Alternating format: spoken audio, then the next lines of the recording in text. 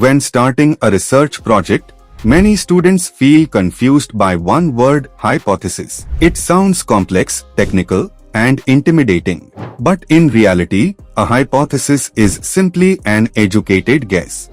It is a clear statement that predicts what you think will happen in your research before you actually test it.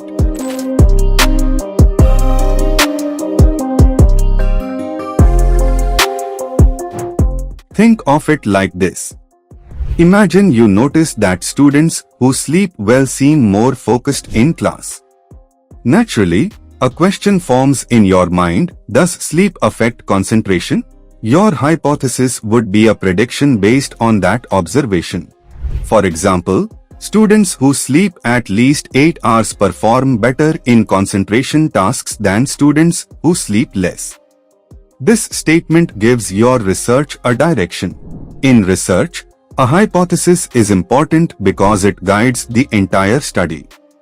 It helps researchers decide what data to collect, what variables to measure, and how to analyze the results. Without a hypothesis, research can feel like wandering without a map. With a hypothesis, you have a clear path to follow. A good hypothesis usually has 3 simple qualities. First, it should be clear and specific. Instead of saying sleep affects students, it should mention what kind of effect and what group you are studying. Second, it should be testable.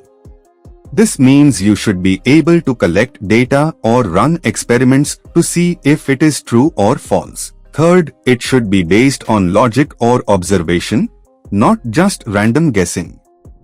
Remember, the purpose of a hypothesis is not to prove you are right. The purpose is to test an idea using evidence. Sometimes the results support your hypothesis, and sometimes they don't. Both outcomes are valuable because they help expand knowledge.